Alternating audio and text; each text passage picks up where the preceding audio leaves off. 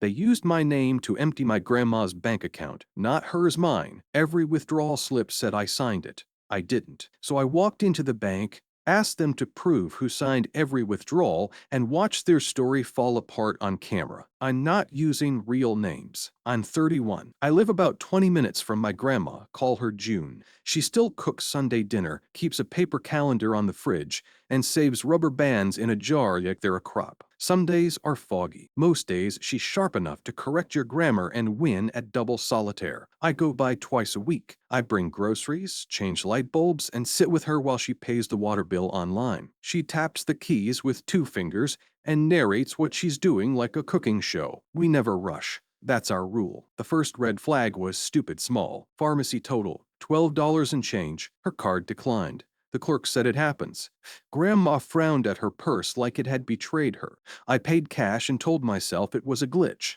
Back at her house, I logged into her bank. The balance stared back at me like an empty shelf. Last month, there was enough to cover 6 months of utilities and taxes. Now, almost nothing. I scrolled the statements. A string of cash withdrawals in person from a branch across town. Same time window most days, 9 to 10 a.m., next to each withdrawal. Authorized signer, my name. My first thought wasn't noble. It was, did I black out and become someone stupid? Then my chest went cold. I called the bank. The manager answered bright and practiced. I said the name of the account and asked why withdrawals were listed under me. Those were signed by the co-signer, she said. Looks like you, I said. I'm not a co-signer. She said, we have paperwork. I said, great, pull it. The line went quiet except for clicking. Can you come in? She asked. Bring ID. I printed the statement, pulled Grandma's folder from the cabinet, deed, insurance, the social security letter, and drove. The branch smelled like coffee and carpet cleaner. The manager met me at her glass office with a manila file and a careful smile that didn't reach her eyes. Inside, a signature card adding me as an authorized signer, dated 3 weeks ago. The signature under my typed name looked like someone trying to copy cursive from a TV show. Wrong slant. A big flourish on the capital I that I never use. The middle initial was wrong. I didn't sign this, I said. She didn't flinch. Then who did, she asked. That's your job to find out, I said. I asked for copies of every withdrawal slip, the teller IDs attached, timestamps, and the original ad signer request. She hesitated like there was a script she wanted to read, and I wasn't letting her. I took a breath and slid across a written request I typed in the parking lot. Please produce copies of all instruments bearing my name, teller logs, and ad signer documentation. I also completed their fraud affidavit, attached my ID, and 3 known good signatures, driver's license file, lease, and a recent check. If they were going to claim it was me, they were going to have to prove it on paper. When I walked back into Grandma's kitchen, she was folding dish towels into perfect rectangles. I told her what I'd seen without using the word stolen. She reached for the chair and sat down slowly. But we don't hurry, she said, like that was a shield. I said, someone did. She asked me if it was her fault for being old. I said, no, it's someone else's fault for being careless and greedy. The next morning, before the bank called back, I built a timeline. I like lists when my hands shake. I wrote down each withdrawal with date and time, where I was, where Grandma was. I checked my phone's location history work, not the branch. I called Grandma's doctor and asked for a note that she had an appointment at 9:30 a.m. across town on one of those days. I pulled my timesheets. I screenshotted a rideshare receipt. I printed everything and slid it into a cheap red folder so I couldn't miss it in a hurry. The manager called that afternoon with a new tone. We've reviewed the withdrawal slips, she said. The signature looks inconsistent. No kidding, I went back in. She laid out copies like a card trick gone wrong. On one, whoever signed my name put the middle initial after the last name. On another, they crossed out the first attempt and tried again with a different loop on the Y. One scrawl looked left-handed. I'm not left-handed. Who added me to the account? I asked. It was done in branch, she said. A relative presented your grandmother and requested you be added. The teller witnessed her mark. My voice went very calm. Pull the camera from that day. Pull the teller's notes. Print the ID used for the ad signer. She said, we can't give you video. Then review it, I said, and document who walked in with her.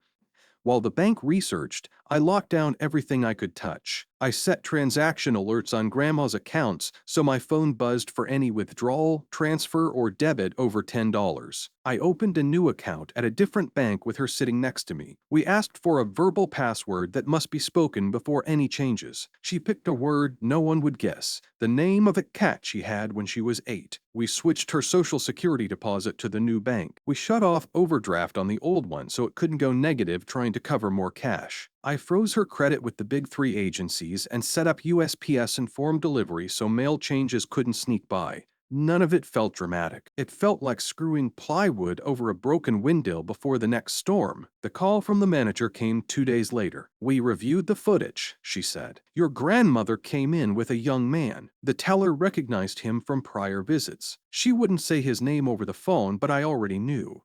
My cousin, call him Mason. He's the one who fixes laptops by factory resetting them without asking. He's the one who offers to take things to the post office and then forgets for 3 weeks.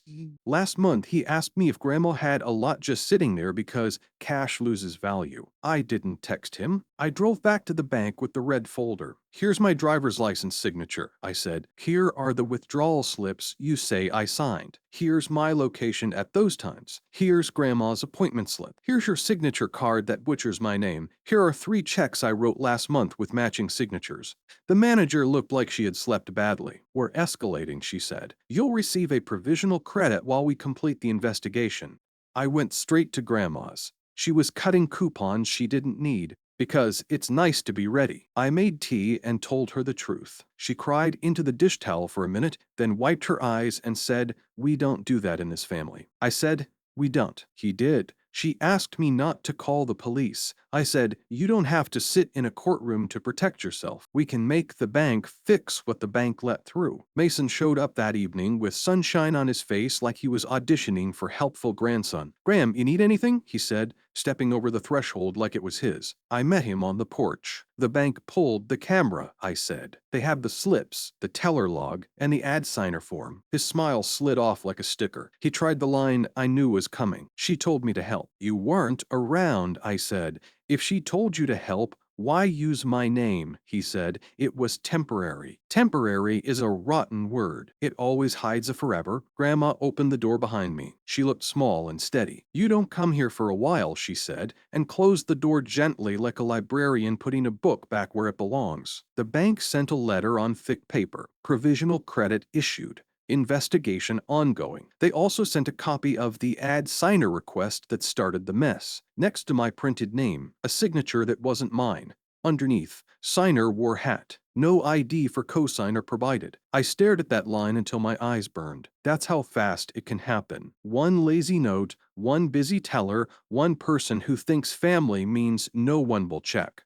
A beat later, the bank's regional risk guy called. Different voice, no smile. He asked if I would come in for a recorded statement. I said yes. I brought the red folder, my ID, 3 documents with my signature, my timeline, the doctor's note, the rideshare receipt. He recorded a neat outline. "Did you ever give your cousin permission to sign your name?" "No." "Did you ever sign an ad signer request?" "No." "Do you recognize the teller name?" "No." He thanked me. He said, "I am very sorry." I believed him a little. Then it got worse. That week, 2 checks cleared from Grandma's account made out to cash, endorsed on the back with my name. I don't write my name with upstrokes like that. I called the manager. She sounded like she was bracing for a crash. "We'll pull the images," she said. I said, "And the cameras again." She sighed. "And the cameras again." I set my alert threshold to $1 and told Grandma if her phone rang with a bank number, she should let it ring, write the number down, and I'd call the main line myself. She liked that rule. "We don't decide today," she said,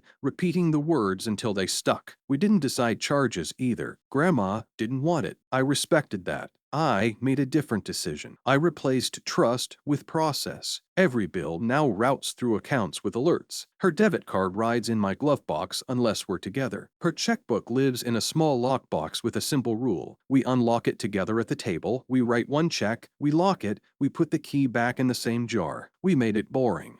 Boring is armor. Mid-roll, quick, friend to friend. If stories like this help you catch the pattern before it hits your family, tap subscribe. It's free, and it lets me keep making these daily. I kept digging because that's how you stop the second wave. I requested the teller's internal notes. On 2 withdrawal days, the same teller ID processed transactions. The note said, "Co-signer present." The camera said, "Mason in a baseball cap." On one day, Grandma wasn't even there, just him and a woman I didn't recognize, someone who helped. The branch had a trusted contact field blank on the account. No one had ever asked Grandma to add one. If they had, it would have been me. That stung. I sat with the manager and asked her the question I wanted to avoid. If I hadn't shown up, how long would this have gone on? She looked at the stack of copies she'd made me and said, as long as the teller kept recognizing him. That was the whole problem in one sentence. Recognition is not verification. A smile is not a signature. The bank finished their investigation in 3 weeks. Final letter. All fraudulent withdrawals reversed. Checks reversed, service charges reversed, new ATM card issued, old account closed. The teller was no longer with the institution pending further review. The letter didn't say Mason's name. It didn't have to. I took the letter to Grandma. She ran her fingers over the heavy paper like it mattered. "We got it back," she said. "We did," I said. She looked down at her lap. "It's not just the money," I said. "I know. You'd think the story ends there. It didn't. Identity theft is a weed pull one stalk and 3 more show up in places you didn't plant. A week later, Grandma got a letter from a store card she never opened. "Welcome," it said, cheerful. "Your credit limit is." I called the number, read the fraud department, the date it was opened, the address on the form, not hers, and the last 4 of a phone that wasn't ours. They closed it, flagged it. I froze her credit again because that's not a one and done. I also set up a credit monitoring alert that emails me if her name shows up in a new inquiry. The first time it pinged, my heart hammered. It was just the cell phone company verifying a line I'd added for her medical alert, but I was glad to feel my pulse sprint. It means the fence is wired. Mason tried the soft approach next. He texted, "We need to talk like adults." I typed. The bank already did. He called me dramatic. Then he called me a snitch. Then he tried Grandma again from a blocked number and told her I was controlling. She handed me the phone like it was a hot pan. I hung up and made her toast. I did something that felt small and turned out to be huge. I labeled every bill envelope with the day of the month it's paid and put them in a clear plastic file on her desk. She loves order. It gave her back the feeling that she was running her life. We set a standing date, 1st and 15th, tea and bills. No TV, no company, just us reading line items out loud, checking them off. The first time we did it, she tapped the cable bill and said, "Why are they charging me for a sports package?" I called. The rep said, "A family member added it last month. We removed it and set a pin." I added a note, "No changes by phone."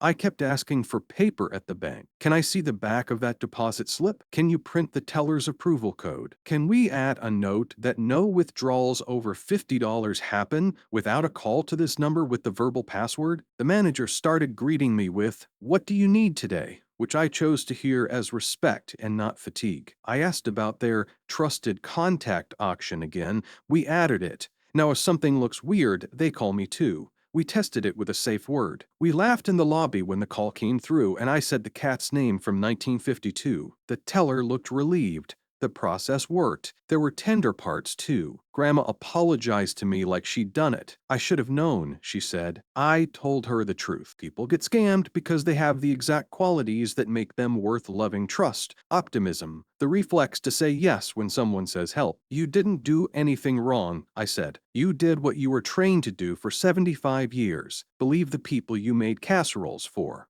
On a rainy Tuesday, the risk guy from the bank called me one more time. "We're using your case in a training," he said. "We're updating our ad signer procedures." He didn't say it, but I heard it. A hat is not ID. He asked if I wanted a written apology. I thought about asking for the teller's name and decided I didn't need another face to be mad at. "Just fix it," I said. "Make it boring and hard to get wrong." He said they would. I believed him a little more. On Sundays, we still do dinner. She still salts the tomatoes too much. I watch her sign her name on a birthday card, slow and careful, the J like a little hook. I think about the withdrawal slips with my name scribbled by a stranger's hand, and I am grateful that paper can tell a story, and that sometimes you get to write the ending yourself. Here's the part I want you to hear if you've seen your own name in a place it doesn't belong. Family identity theft doesn't always show up as a maxed out card and an extra streaming profile. Sometimes it wears your handwriting on a slip a teller didn't double check. Sometimes it uses the fact that you're the helpful one to hide a hand in a cash drawer. Banks have procedures. People have habits.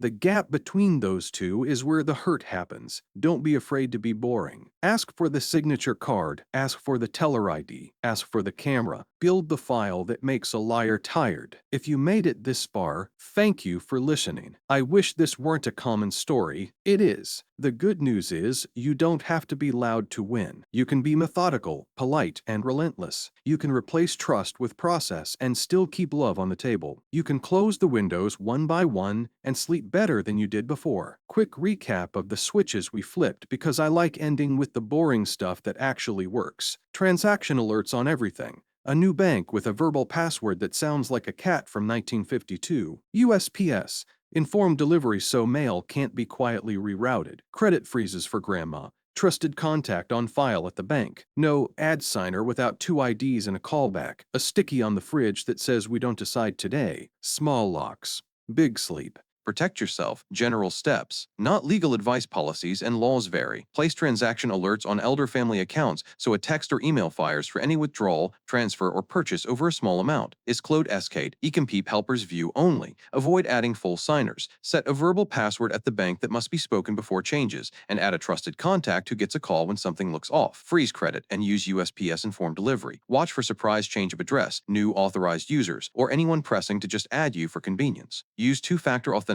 that fits the person, texts, app, or a physical key fob, and lock down email recovery options. Email is the master key to accounts. Make a simple red folder kit with copies of signature cards, ID, statements, and a timeline so when you need to push, you can push fast and on paper. Stay safe.